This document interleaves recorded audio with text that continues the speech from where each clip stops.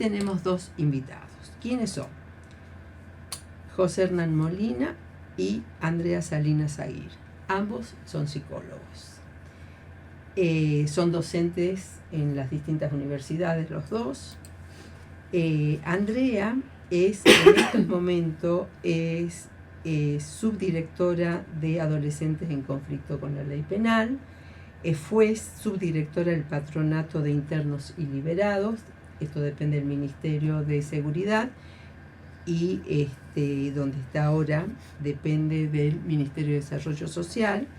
Y está formada en educación en contexto de encierro. Hernán, yo le decía José, Hernán, es especialista en psicoanálisis y prácticas socioeducativas. Está en el Centro de Admisión y Derivación de la DINAIF, que depende de Andrea, y publicó, entre muchos otros libros, Decile a alguien que estoy aquí, Adolescentes en Conflicto con la Ley. Bienvenidos ambos y muchas gracias por estar aquí, porque también debo decir que hay funcionarios que abren puertas y que quieren que se conozca qué es lo que están haciendo, y hay funcionarios que se encierran en su quehacer, y eso lo que genera es que uno no conozca lo que se hace, y posiblemente se estén haciendo muchas cosas y la población no conoce o no quieren que se conozcan las cosas que se hacen. Bienvenidos los dos. Gracias, Silvia. No, gracias. Bueno, qué tema, ¿no? Tema del cual nos debemos un gran debate como sociedad. Por lo que conozco, ustedes se debaten plenamente en estas situaciones, porque a ustedes ya llega el hecho consumado. ¿Es así? Así es.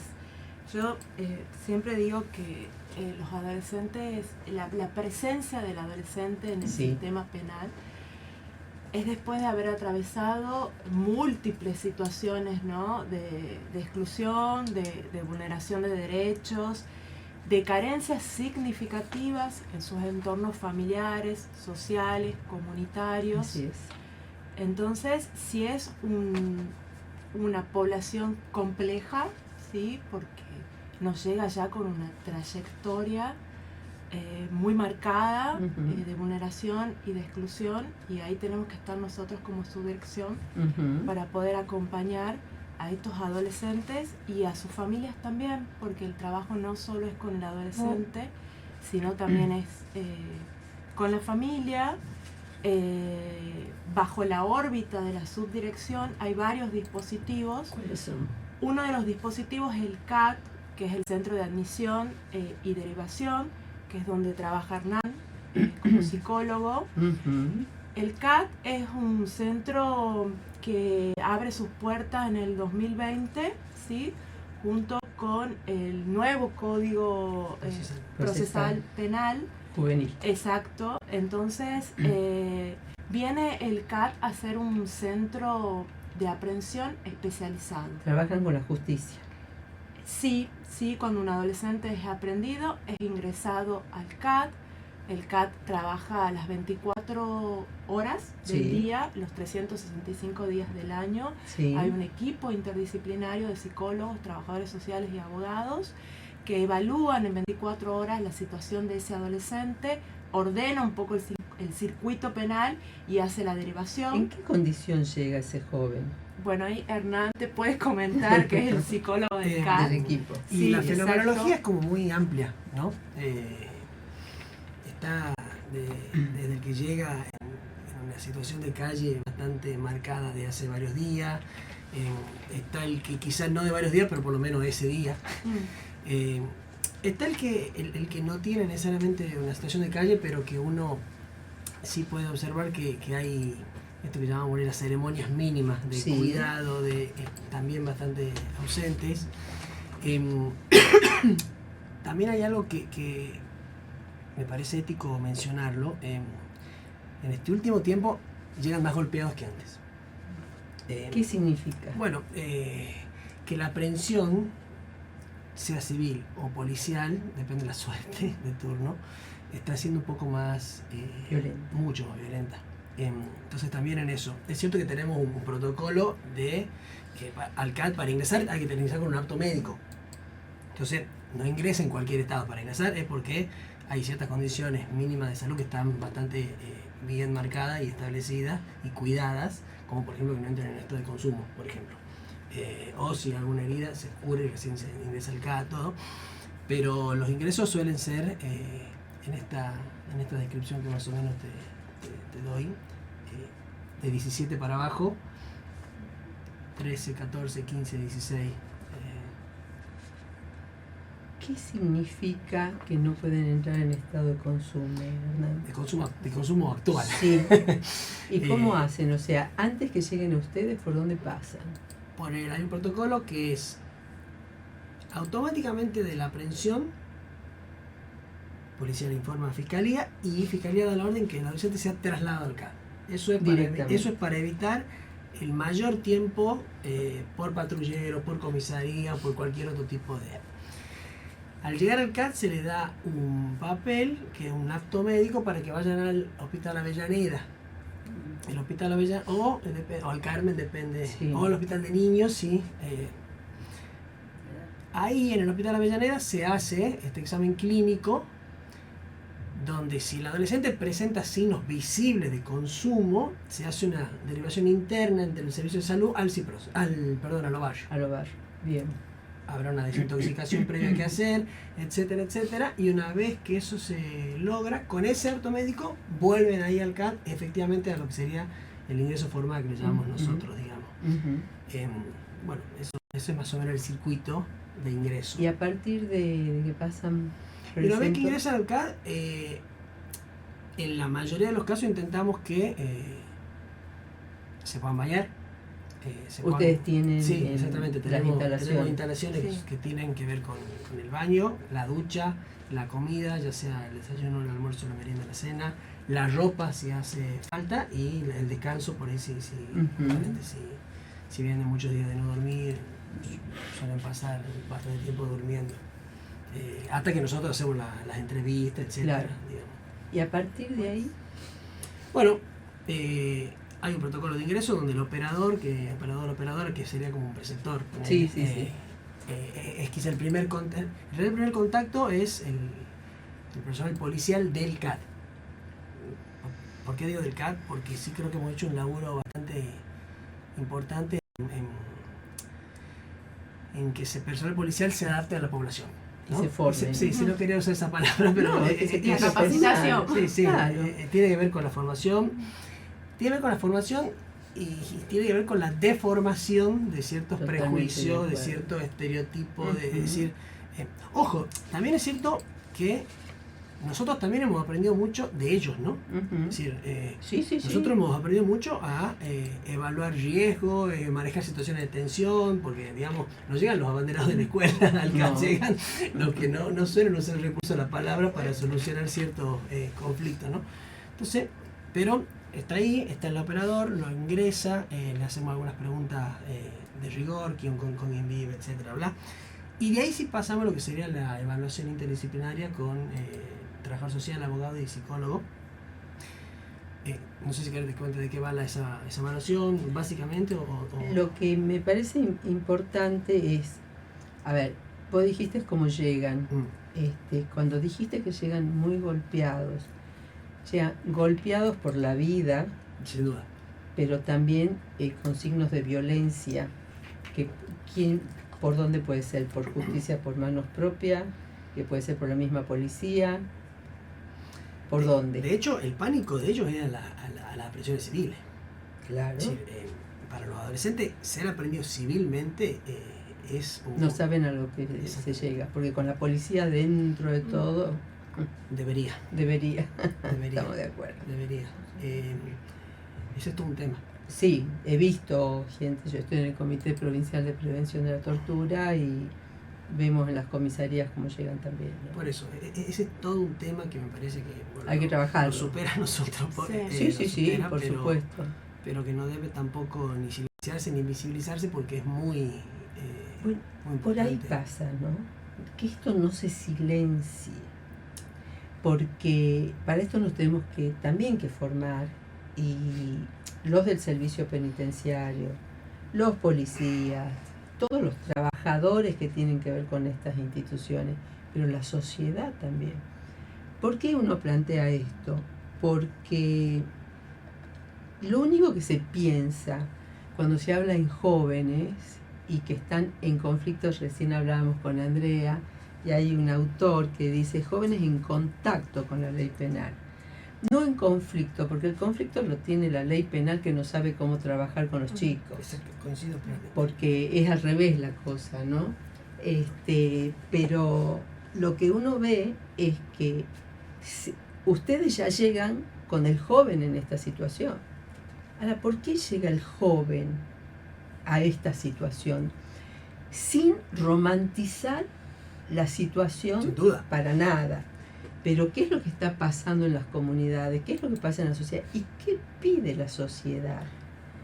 Porque la sociedad, al no hablarlo, al no conocer, ¿qué te pide? Mano dura. Mira, recién hablábamos de Agamben antes Sí. del aire, ¿no? Sí.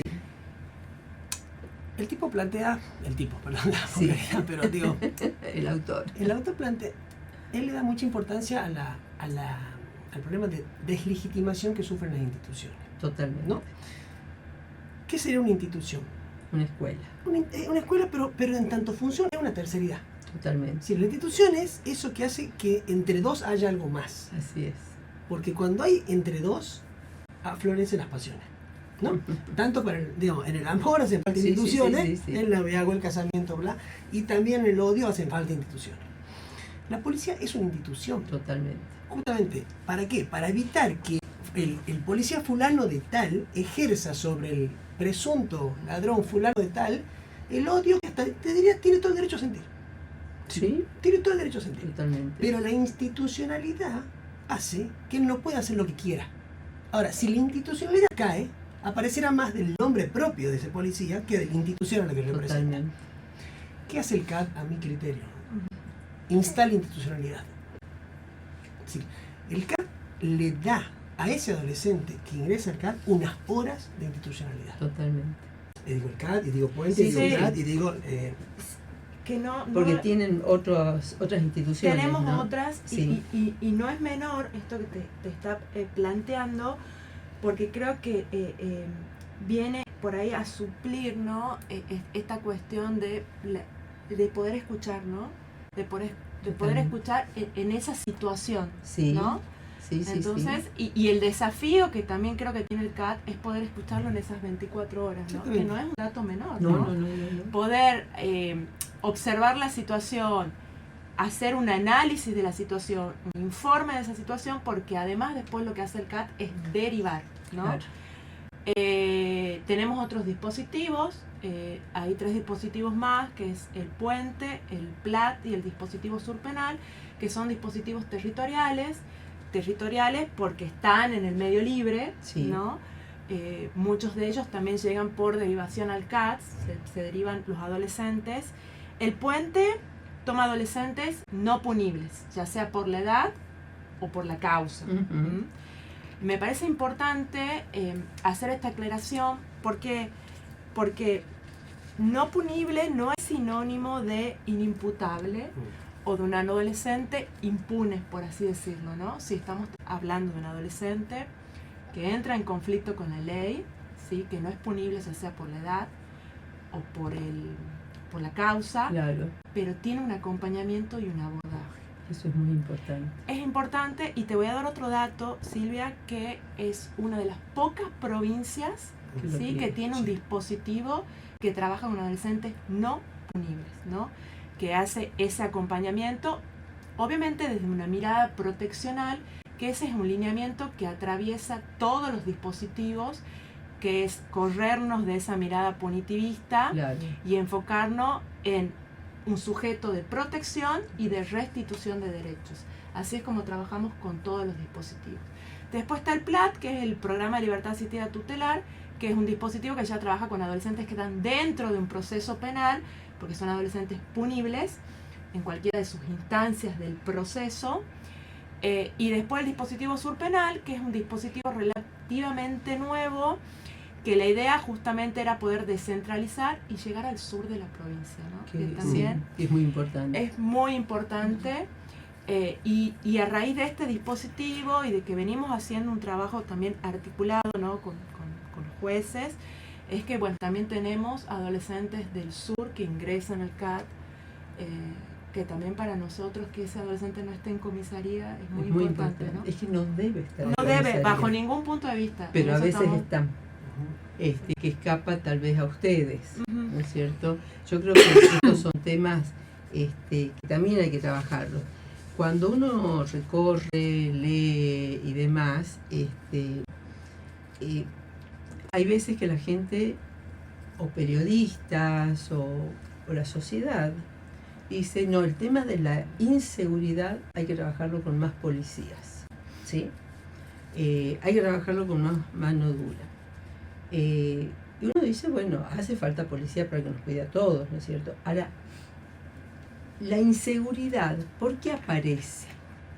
¿Cuándo aparece la inseguridad? Hace unos días, visitando un barrio en una reunión con jóvenes, eran 10 jóvenes que no se conocían entre ellos y viven todos en una misma manzana o a lo sumo 2 o 3 cuadras. ¿Y por qué no se conocen? Porque no salen. O sea, salen hasta determinadas horas, incluso han dejado estudios algunos, pero no van en el horario nocturno porque es inseguro. Entonces, ¿por qué traigo esto a colación? Porque este tema de la inseguridad y que no se va a las causas de la inseguridad, que puede ser la falta de políticas públicas, que puede ser este tema, por ejemplo, de que falta trabajo, que no van a la escuela los chicos y por qué no van, y el rol de las instituciones, esto que recién hablábamos, hace que uno se meta puertas adentro y dejamos el espacio público que es de todos en manos de quién. Bueno, ahí el otro día hablábamos, porque en el CAT también tenemos practicantes de psicología, sí, por convenio con la facultad, que me parece algo muy, muy piola que también se hace. Y una de las practicantes tenía como posible tema la reincidencia, ¿no? O sea, ¿por qué reincide fulanito? Y yo le decía, cuando un adolescente reingresa, lo que hay que preguntarse es todo lo que reincide para que reingrese. Es decir, no es que él reincide la modalidad de lazo familiar que hay, reincide la falta de, no sé, de inclusión escolar que tiene, reincide en la venta de droga en el mismo lugar, en el mismo barrio, reincide un montón de cuestiones, pero el que queda en la foto, en el sujeto. El que queda en la foto es el adolescente. Entonces, eso también, si bien por un lado explica el fenómeno, también lo complejiza en torno a su solución. Claro. Porque ahí el abordaje es muchísimo más integral y implica un esfuerzo social mucho mayor que el que implica usar 3 chivos expiatorios y decir, no sé, bajemos la edad de imputabilidad a los 10 años para que mañana la bajemos a los 8 y para que pasado a los 6. Claro, o sea, desde que nacen ya están condenados. Exactamente, ¿no? Y algo que vos preguntabas con respecto a la inseguridad que sí me parece importante, Zaffaroni lo dice, pero lo dice por ejemplo un psicoanalista que se llama Moyo. Quien decide la inseguridad es la policía, pero no porque es quien decide eso, hay que aprenderlo o no. Sí, todo el tiempo estamos cometiendo situaciones que son posiblemente un ilícito, pero no se sancionan legalmente, no todas. Porque no todos tenemos el mismo rostro, no todos tenemos el mismo barrio, no todos tenemos la misma suerte, ¿no? Entonces, eso también hay una cuestión de selección. Total. Ahora, y de arbitrariedad, sería la palabra. Totalmente. Bueno, las desigualdades existen. No hay ley pareja, ¿no es cierto? Y no es lo mismo ser un joven o un adolescente en un barrio con muchas precarizaciones, con muchas situaciones de dificultades, que no tienen agua o que no hay un hogar, no hay una... Hogar en el sentido, ¿quién te proteja? ¿No? Desde acá. Como alojamiento subjetivo también. Claro, y uno ve un joven con capucho, con gorra, y si es morocho o marrón, como le dicen, lo miro 2 veces. O lo que está pasando con los chicos, estos que están entrando al centro en bicicleta. Y escuchaba una periodista que decía, no se puede hacer nada porque son menores. Digo, no están cometiendo delito, pero sí hay que preguntarles ¿Por qué? Porque es peligroso para ellos que anden así en la calle, por los autos. Y para los autos también. Ahora, ¿por qué vienen en pandilla los chicos, en grupo? O sea, ¿no hay otros lugares para que estén? ¿O qué pasa con las identidades y las pertenencias? Mira, hay un autor que es César González. Sí, sí. Él cuenta, el otro día lo leía. Es tremendo lo que dice César González. Cuenta lo que para él era, no sé, hagamos un símil con acá. Sí. Llegaron a las 24 de septiembre. O sea, cuando él pasaba de su pueblo, su barrio, a de edificio, era como ir de excursión. Claro. Entonces, digo, por ahí también a nosotros decimos, ¿por qué vienen a la plaza? Porque para ellos es tremendo. Así es. Y en banda me parece que también se juega el fenómeno adolescente. Totalmente. Las pandillas, claro, lo hemos estudiado las cuando hacíamos. identificaciones. Claro, cuando hemos hecho allá lejos y hace tiempo psicología evolutiva, hablábamos de la necesidad de grupo y demás. Nos están haciendo señas. Momento de pausa. Momento de pausa. Así que ya seguimos. Te estábamos hablando, ¿no? de estas cuestiones que, como estos chicos que vienen en bici, lo que implica llegar a una Plaza Independencia para ellos. Por otra parte, comparo esto con charlando con los chicos en un barrio, no tienen un espacio donde hablar, un espacio común de encuentro. Entonces uno les propone, bueno, ¿y qué opinan si ustedes comienzan a hacerlo? Ahora, ¿con quién lo hacen? El CAD, la DINAIF, Sí, trabaja restituyendo derechos. claro. El derecho principal es a la palabra. Obvio. Es decir, Maravilloso. pero ¿por qué es lo que nos hace humanos? Es decir, si hay algo que te humaniza, es el lenguaje. Entonces, el principal derecho es esto que vos acabas de decir. Hay que preguntarme, Claro. ¿qué hacen? Che, escúchame, ¿qué onda esto? O sea, ¿y por qué hacen estas cosas? Algo de eso ya pacifica. Claro. Y humaniza. Escucharlos y que Escucharlos. se escuchen. Totalmente. Porque en algo de la vinculación está perdida la palabra, porque pueden decir, se pueden hacer ruido con la boca, Claro. pero no por eso están hablando. Bueno, Nieves recién decía que los chicos pasan gritando. Gritando. Nada en Y particular. es un sonido raro. Es algo aborigen, así como. A mí me dan miedo. A mí me dan miedo. Pero como bien dijo Silvia, da miedo por ellos y por el tránsito. Es un riesgo, es un peligro. Claro, pero además los que están caminando no saben de qué se trata. Claro. Y son jóvenes distintos. Felices. Sí, pero vos no lo ves En como su mundo. felices. Vos pensás Vos pensás que sos te vienen a agresivo, atacar. Claro, que te van a hacer algo. Y actuamos en función de lo que percibimos. Es complicado. Antes de seguir con preguntas, yo sí quiero decirles a quienes nos están escuchando y mirando que Hernán, uno de sus escritos es decirle a alguien que estoy aquí, que es una maravilla. ¿Por qué escribiste esto, Hernán? A mí por sí me gusta escribir. Ujú. Y bueno, estaba en las vacaciones, tenía tiempo y quería escribir sobre el CAD porque en psicoanálisis sí hay literatura sobre adolescentes en Sí. conflicto, pero me parece que la que hay es poco testimonial.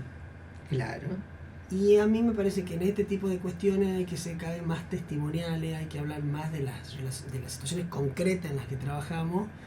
Y sobre todo, como amo el psicoanálisis, creo que hay que empezar a pensar que el psicoanálisis no se basta a sí mismo. Entonces, si queremos darle al psicoanálisis una utilidad, lo tenemos que enriquecer de otro tipo de discursos, de autores, y un poco la empresa que me propuse, después si la logré o no, qué sé yo, pero... Lo vamos a leer y te la cosa va vamos, por ahí. a contar, y gracias, No, ¿no? por por favor. este ejemplar. Pero las primeras veces que me encontré con Andrea, yo le planteaba de la necesidad también que uno tiene, porque son temas que a uno le interesan. Nosotros desde Central Espacio de Ideas venimos trabajando mucho con infancias y juventudes, y este es un capítulo aparte, pero que tiene que ver con las juventudes de nuestra provincia, y que era muy bueno poder conocer, escribir sobre esto y compartirlo, ¿no? Socializar, porque es una construcción, eso tiene que ser una construcción social. Exactamente. No es solamente de una sola institución. Ahora, ¿cómo se hace eso? Les estábamos contando. Entonces, cuando uno le hace las propuestas a los chicos, bueno, ¿y por qué no hay un lugar? Una pregunta que le hicimos es, ¿y qué les gustaría a ustedes? ¿Qué necesitan? Entonces, un joven que terminó la escuela secundaria dice, más exigencia.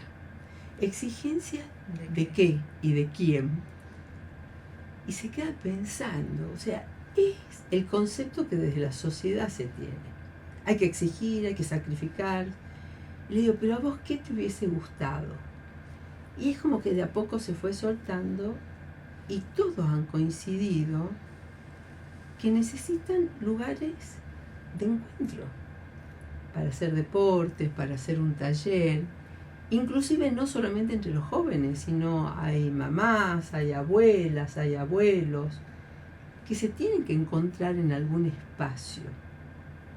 Bueno, y si ellos se animan a empezar a hacerlo. Y acá viene una pregunta que tiene que ver con todo lo que uno viene conversando, es la atomización de las propuestas. O sea, la dirección trabaja articuladamente, pero ustedes tienen que trabajar con salud, ustedes tienen que trabajar con educación, ustedes tienen que trabajar con seguridad, ustedes tienen que trabajar, no sé, con la producción. Digo, y empezamos a ver ese abordaje territorial que cada uno va por separado. Sí, yo creo que ahí es clave una palabra y es la corresponsabilidad, sí. ¿no? Teniendo en cuenta que todos somos sistema de protección, totalmente, todos formamos parte del sistema de protección, entonces en eso tenemos que ser, creo que, responsables y éticos también, ¿no? No es fácil, ¿no? Pero sí o sí necesitamos de un otro totalmente, para poder hacer un trabajo que sea lo más eficaz posible, ¿no? sí. El lineamiento, o sea, tiene que estar la articulación interinstitucional, intersectorial, interministerial, porque al adolescente solo no lo podemos sacar adelante, ¿no? Más teniendo en cuenta que es un adolescente, porque nosotros muchas veces la mirada, sobre todo la mirada de la sociedad, queda puesta en el acto, ¿no? En el hecho. Claro, ¿no? claro. Y creo que lo que nosotros trabajamos desde los dispositivos es poder ir más allá de eso, claro, ¿no? Empezar a pensar en la historia personal de ese sujeto, Uh-huh. la familia, cómo ha sido la trayectoria. Esto que puedo decir, la trayectoria educativa es muy importante, cómo ha atravesado ese sujeto esa trayectoria. En general, los chicos, ¿a qué nivel de escolarización tienen? Bueno, sí, Poquito. digamos, si hay algo que marca un poco a la población, que es lo que yo Sí. le comentaba a Silvia, es que, bueno, es una población que está marcada por la deserción escolar, Claro, ¿no? claro. No solo por la deserción escolar, nosotros tenemos dos problemáticas muy complejas y que también se la ve en el CAT cuando ingresan, que es el consumo problemático, Claro. y tenemos adolescentes que ingresan por violencia familiar, es decir, es la propia familia la que lo denuncia. Entonces son multifactores, Claro. multiproblemáticas, no nos podemos quedar con el hecho en sí, ¿no? Y es por eso que nosotros no vamos ahí, claro. ¿no? Es poder tener otra mirada de esa situación. Por eso el abordaje también debe ser integral, ¿no? Un enfoque psicosocial, socioeducativo, comunitario, que nos permita a nosotros poder avanzar. Sí, este es un tema de larga data. La imposibilidad de quienes están al frente, de los distintos ministerios, de los distintos programas, de tener una comunidad en común para el abordaje y trabajarla conjuntamente. Los chicos que ustedes ven no son bien vistos en la escuela y deben tener ustedes dificultades para que puedan terminar su escolaridad, porque es tan rígido el sistema educativo, que lo conozco e hemos intentado modificar, y es durísimo, que no tenés programas para que no vayan a la noche. ¿por qué tienen que ir a la noche? ¿O por qué tienen que esperar? No quieren, por lo que vos decís recién. Claro. Y hay padres que dicen, no, que mi hija no termine porque no va a ir a la noche, me da miedo. Pero, y cuando están bajo los programas de ustedes, tampoco los quieren recibir porque no... La soledad. Bueno, la famosa soledad que Es no todo debería, un que no problema, debería tema. existir, que no debería existir porque tenés que tener los programas especiales y demás. Y a eso se le suma esta cosa de tratar a todos por igual, ¿no? La homogeneización de los jóvenes, y no son iguales.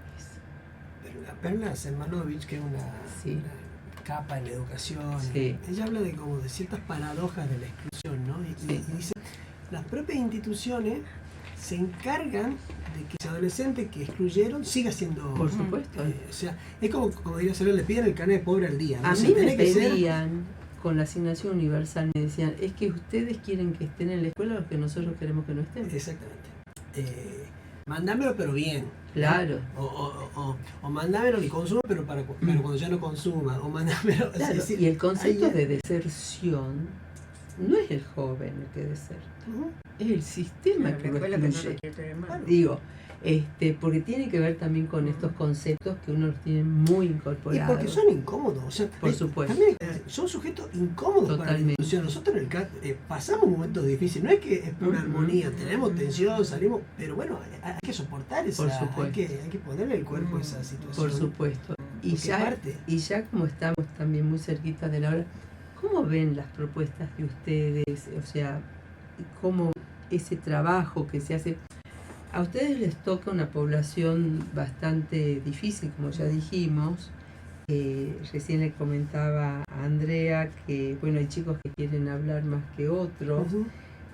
Uno de los chicos que yo entrevisté justamente, bueno, hemos llegado a ver el tema del consumo en el Instituto Roca. ¿Y por qué has empezado con el consumo? Porque yo veía en la esquina de mi casa que los chicos se juntaban y se reían. Y yo también me quería reír. Bueno, entonces uno dice, ¿por dónde va la cosa, no? Pero acá recién estaba leyendo un poquitito, hojeándolo al libro de Hernán. Para los chicos no es fácil hablarlo. ¿Y qué pasa ahí? ¿Tienen que construir confianza? Sí. ¿Cómo se construye esa Una confianza? transferencia, un lazo. Pero sobre todo hay que entender que hay que construir confianza en sujetos cuya traición casi que organizó su vida. Es decir, porque si no lo traicionaron a ellos, traicionaron a la madre cuando la abusó el padrastro y cuando... Son historias marcadas por la traición, Totalmente. ¿sí? donde los pactos se han roto. Sí. Totalmente. La palabra en su función de pacto está rota. Entonces Totalmente. es un trabajo de hormiga de empezar a... Por eso hay que tener mucho cuidado en prometer cosas. O sea, Claro. nosotros, si ya viene tu mamá. No, hasta que no sabemos que no viene, no se le dice, porque Por si no hay supuesto. algo de la palabra que sigue siendo reciclable y se sigue tirando por la... Es un trabajo de hormiga, pero vos decís, ¿cómo lo vemos? Yo lo veo como necesario Ajá. y creo en el laburo. Creo Perfecto. que son lugares donde si no podés estar y no debés estar. Seguro. Si no tenés derecho, o sea, tenés todo el derecho a no creer, pero tenés que irte si no crees. Por supuesto. Porque si Es no hay una cuestión ética, ¿no es cierto? Y de compromiso con la tarea, Sí. como funcionario público principalmente. Y que el adolescente pueda sentir que se lo aloja, Bien. ¿no? Me parece que esa es otra palabra Sí, clave. Vos utilizas mucho esa palabra. Sí, porque me muy parece importante. que es clave, ¿no? Sí. El alojar. Yo creo que el alojar tiene que ver con el cuidado, Sí, con la protección y la contención. así es. Entonces me parece que nosotros en la subdirección, digamos, de todos los dispositivos, creemos en eso y apostamos a eso, Ujú. ¿no? No es fácil porque es un trabajo que día a día te enfrenta a la frustración, al enojo, pero bueno, como dice Hernán, uno tiene el cuerpo Totalmente. y creo que son espacios donde tiene que estar el deseo, si no es un imposible el trabajo. Totalmente. Entonces creo que eso, bueno, tiene que estar, ¿no? Y el compromiso hacia el otro. Así es. Y además que trabajan con sujetos que se deben hacer duros porque la calle es dura. y aprenden. Son sobrevivientes. Son sobrevivientes, claro. Eso no los vuelve impunes, por supuesto, No, pero son sobrevivientes no, y no desde ahí hay estamos- que, exactamente. Así es, esto también que quede claro, no es que uno defienda sus actos, sus acciones, no, pero lo que queremos ver y ayudar ustedes desde la función, nosotros porque son temas que nos De interesan, la difusión. de la difusión y también de una propuesta distinta, porque no puede haber una sola propuesta, porque son sujetos distintos todos, ¿no? Que a veces la sociedad se encierra en esto de no poder escuchar, entonces lo único que piden es que se baje la edad. Y más de una vez uno les pregunta, ¿y dónde creen ustedes que un niño de 12 años debe estar? ¿Qué mejor lugar que el club, que la escuela? Ahora, la escuela también se tiene que preguntar esto. Hay escuelas que lo hacen. Hay educadores que lo hacen con mucha responsabilidad. Sí. Y hay otros que no, también hay que decirlos, ¿no? Me parece, dice, a los desheredados de la historia, sin sus carnet de pobres al día. Y esto marca las desigualdades también en aplicar estas políticas públicas que ustedes, por lo que veo, lo están haciendo con mucho compromiso. Y de paso le quiero saludar a Graciela Sárez. La saludamos todos a Sí. Graciela. Estuvo acá, ¿vale? Estuvo, sí, con Graciela estamos en contacto permanentemente y trabaja desde otras miradas, ¿no? Así que bueno, les agradecemos un montón, sigan adelante y vayamos mejorando todo lo que se puede hacer desde sus lugares, pero son otros y otras los que tienen que ir trabajando ese barrio, esa comunidad de manera Pero total, ¿no? No que yo voy, pongo mi granito de educación, el otro cuando puede va de salud, no. Son sujetos, son comunidades de derechos y de esto se trata. Sí. Y volvemos a decir, no es que uno defienda ni el delito, No, ni romantiza, como vos decías. no, para nada. no. Pero ¿por qué llegan los chicos? Yo una vez les pregunté a un juez, cuando estaba en el Consejo Asesor de la Magistratura, que ellos tienen que hacer docencia desde el punto de vista, tiene que haber una pedagogía jurídica, porque no puede ser que ellos solamente atiendan el caso, condenen o no condenen, sino que tienen que ser un soporte. Bueno, tuvimos nuestras diferencias. Me imagino. Con algunos sí, con otros no. Tuvimos nuestras diferencias, pero vos con un fallo haces docencia también. Y tenemos jueces que son maravillosos. Y otros no lo son. Que no lo son. Y por eso el sistema judicial también hay que mirarlo, pero para mejorarlo. La Derrida hacía un chiste y decía, si la justicia se diera cuenta Sí. que le llama fallo a sus fallos. Claro. Sí, también no hacen las cosas, digamos. Así es, O sea, están fallados. exactamente. Claro, así es. Muchísimas gracias, No, Andrea. gracias. Muchísimas Gracias. gracias, Muchas gracias. Hernán. No, por favor. No sé si tenemos un segundito, Pablo, para escuchar un poquito de música.